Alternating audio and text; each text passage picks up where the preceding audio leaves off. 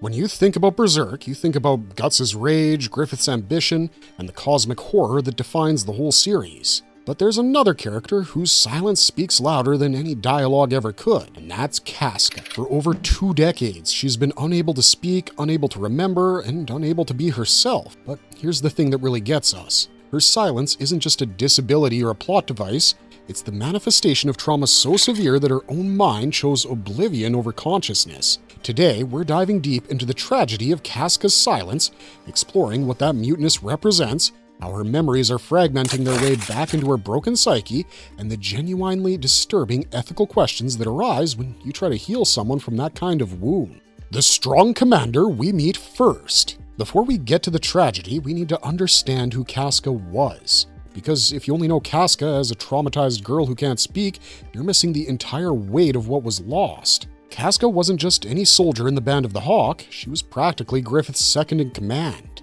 This woman commanded armies, strategized battles, and earned the respect and affection of every soldier under her command. They called her Big Sis, not as a joke, but as a title of genuine reverence and love. What makes Casca even more impressive is that she achieved this in a medieval military setting where misogyny wasn't just present, it was the default setting. Yet, despite that, Casca didn't just earn respect through political maneuvering or by playing the game, she earned it through genuine competence and leadership. When Griffith was imprisoned by the King of Midland, it was Casca who held the band together. It was Casca who developed the rescue plan, and it was Casca who, without her leader, became the glue that prevented everything from falling apart. That's not just admirable, that's the kind of character development that makes you genuinely invested in a character's well-being. And then, when Guts arrives, their relationship evolves from rivalry to romance. After years of being devoted entirely to Griffith, Casca allows herself to feel something for someone else. She becomes vulnerable. She becomes human. That romance, that moment of her choosing her own happiness over blind loyalty,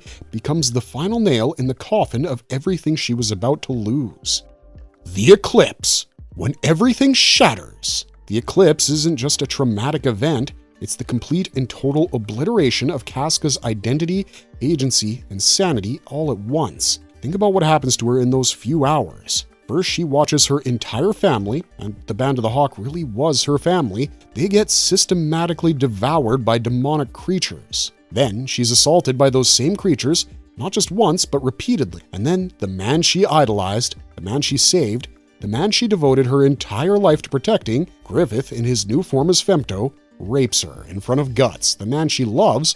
Well, Guts is powerless to stop it. He does it not just as an act of violence, but as a deliberate psychological weapon designed to destroy everyone involved. Casca doesn't just have PTSD. Her mind, in an act of pure psychological self-defense, completely snaps. Her brain essentially goes into emergency shutdown. It's not weakness, it's the most advanced trauma response the human psyche has. When something is too unbearable to process, when consciousness itself becomes agony, the mind has one last resort: regression. Casca lost her sense of self entirely. She becomes mute, not because her vocal cords are damaged, but because her mind has decided that speech, communication, and engagement with reality are too dangerous. She regresses to a childlike mental state, unable to recognize the people who fought beside her, unable to feed herself, unable to even understand the concept of who she was. She becomes trapped in a living nightmare where she doesn't have to carry the weight of what happened because she doesn't even know that it did. The weight of muteness. What her silence really means. This is what we find so tragically brilliant about how Berserk handles Casca's condition. Her muteness becomes this powerful symbol of trauma. And we don't just mean in some literary, abstract way, we mean it literally. Her inability to speak mirrors the way trauma steals your voice in the most fundamental way possible. When survivors of severe trauma go silent, it's not some poetic metaphor, it's a genuine response to unbearable psychological pain. The silence becomes a shield. If you can't speak, you don't have to articulate the horror. If you can't communicate, you don't have to relive those moments by explaining them to others. If you're nonverbal, you can retreat into a world where language, and all the painful clarity it brings, simply doesn't exist. But here's the cruel irony. That silence, that protection, also becomes a prison. Casca can't advocate for herself, she can't tell anyone what she needs, she can't participate in the world. The people around her have to guess, to interpret, and make decisions for her because she literally can't tell them what she wants. And while we absolutely believe that Guts, Farnace, and Shirke are acting out of genuine love and care, there's still something deeply uncomfortable about that dynamic when you think about it. Casca's muteness forces everyone around her to confront their own helplessness. Guts spent years trying to find a way to heal her, and that quest for healing consumed him. Farnace becomes her primary caregiver, finding meaning in serving someone who can't even thank her verbally. Shirke begins training specifically to find a way into Casca's broken mind. These people reshape their entire lives around Casca's condition, and Casca can't even communicate gratitude or acceptance. She's frozen in time while everyone around her moves forward or stagnates trying to help her.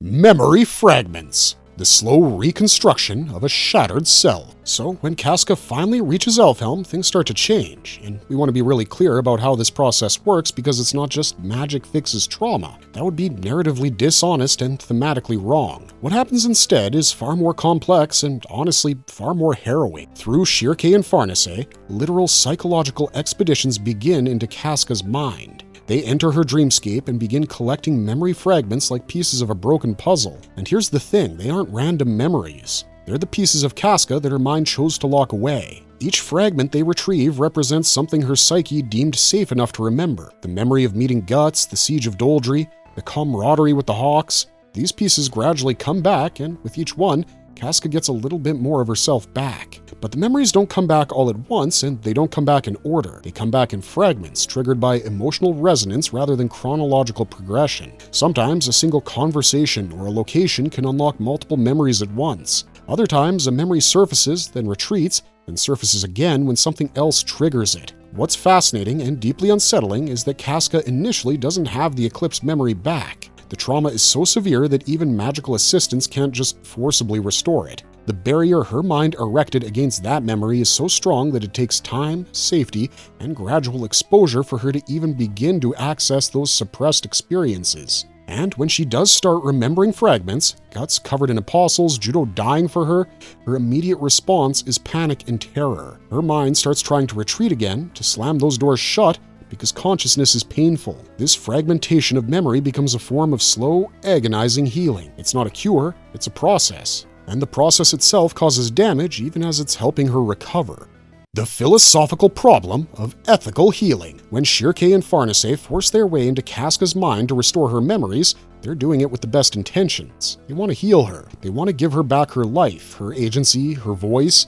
But here's another question. Did anybody ask Casca if she wanted that? Think about it from her perspective. For over 2 decades, Casca has existed in a state where she couldn't feel pain. She couldn't experience the weight of loss, betrayal, or violation. Yeah, she couldn't do much of anything, but she also wasn't actively suffering. Her mind had constructed this protective mechanism that, while limiting, was also functionally a kind of peace for her. And then these people who love her decide that they need to pull her back into consciousness, back into a world where she'll remember everything that was done to her. They're essentially deciding that consciousness and agency are so valuable that they're worth the cost of re-traumatization. They're making the judgment call that it's better to be aware and suffering than numb and peaceful. And maybe they're right. Maybe consciousness and agency really are that valuable, but it's worth acknowledging that this is a choice being made for Casca, not with her. There's also the question of how fixed Casca really is even after she's restored. The Skull Knight warns Guts about this very thing. Just because you can restore someone's memories and consciousness doesn't mean that you can restore them to who they were before the trauma. Casca doesn't just become the fearless commander again. She doesn't get to have the relationship with Guts that existed before the eclipse. She doesn't get her life back. She gets a new life that has to be built on top of the rubble of the old one. The ethical problem is this. Healing from trauma isn't clean, it's not simple, and it doesn't come without cost. In trying to save Casca, Guts and his companions are also condemning her to a lifetime of processing memories that her mind tried to bury for her own protection. They're choosing growth and recovery over peace. And I do think that's ultimately the right choice, but it's complicated. The imagery of birth and reconstruction. One of the most brilliant things about Berserk's handling of Casca's restoration is the symbolic language Miura uses. When Shirke and Farnace travel through Casca's psyche, they find her represented as a hollow, broken doll. Her mind has constructed this symbolic version of herself, literally empty, a shell with nothing inside. The goal becomes putting the pieces back together, finding each fragment and placing it back where it belongs, slowly reassembling the doll into something whole again. The landscape of her mind is surreal and deeply uncomfortable. There are literal phallic monsters representing the sexual violence she experienced. There are manifestations of her subconscious trauma taking physical form. Farnace and Shirke have to fight through these manifestations. They have to acknowledge and confront the darkest parts of Casca's experience in order to reach the core of who she is. And we think this imagery is crucial because it doesn't sugarcoat what recovery looks like. It's not gentle. It's not just happy memories and love conquering all. Recovery means confronting the worst things that happened to you. It means having to process those experiences in a new way, and it means letting other people see the darkest parts of your mind. It's vulnerable and terrifying and necessary all at once. What's also significant is who performs this healing work. It's not Guts, even though he's the one who loves her most and who has sacrificed the most for her. It's Farnace, a woman whose entire character arc has been about learning compassion and responsibility, and Shirke, who represents knowledge and magical understanding. The restoration of Casca happens in a female space, through female companionship and female magic. There's something powerful about that choice. It centers Casca's recovery in her own agency and sisterhood rather than in her relationship to a man, even if it's a man who loves her deeply.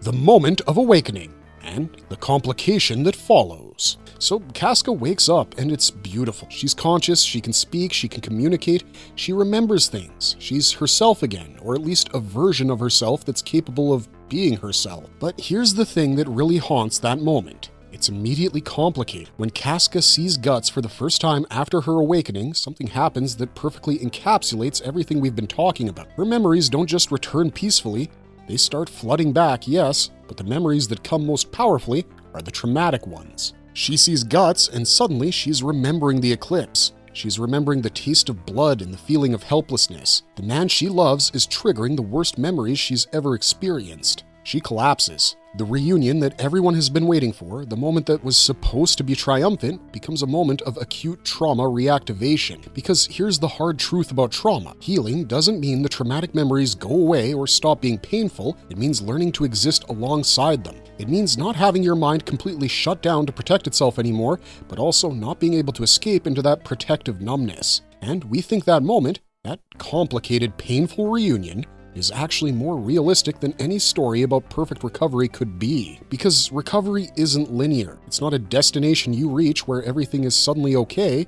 It's an ongoing process of learning to live with what happened, while also learning to live forward. The cost of consciousness. Why silence sometimes feels like salvation. Here's something I think a lot of us don't want to admit about trauma recovery. Sometimes not remembering feels kinder than remembering. Sometimes silence feels safer than speech. And while that might not be the most empowering thing to say, it's honest. And we think Berserk is nothing if not honest about the cost of survival. Casca's muteness, before her restoration, protected her from something real and unbearable. Yes, it also took things from her. It limited her, it made her dependent on others, but it also gave her peace. Not peace through happiness, but peace through the absence of pain. When we make the choice to heal from trauma, we're not choosing happiness, we're choosing consciousness. We're choosing to feel everything again. That's noble and necessary, but it's not necessarily better, it's just different. The question Berserk keeps asking through Casca's story is, what do we owe someone who's suffering? Do we push them toward recovery even if the path is painful? Do we honor their self-protection mechanisms even if they limit their life? Do we respect the peace of numbness, or do we insist on consciousness and growth? There's no easy answer to these questions, and we think that's the point. Casca's silence wasn't solved by magic. It was transformed into a different kind of struggle. Her voice came back, but at the cost of being unable to unsee the things her mind tried to protect her from. That's the tragedy we're really exploring here. Not just the tragedy of what was done to her, but the tragedy of recovery itself. The way healing forces us to carry weight we might not have wanted to carry. Marvelous verdict! The unfinished silence is haunting. What gets us most about Casca's story is how unflinching it is about trauma. There's no moment where everything is resolved. There's no scene where the music swells and Casca is magically okay. There's just a woman who's been broken and who is slowly and painfully putting herself back together and now has to learn to exist as this reconstructed version of herself in a world that doesn't really make space for trauma survivors. Her silence, both the literal muteness and the metaphorical silence around what happened to her, becomes this haunting presence throughout the entire series. It forces everyone, including us as viewers and readers, to confront what happens when someone is so thoroughly destroyed that not even consciousness can persist. And then, it forces us to confront whether healing justifies the pain of waking up. I don't think there's a right answer to that question. but I think that the fact that Berserk asks it so unflinchingly is what makes Casca's story so important. She's not just a victim or a love interest or a motivation for Guts' revenge.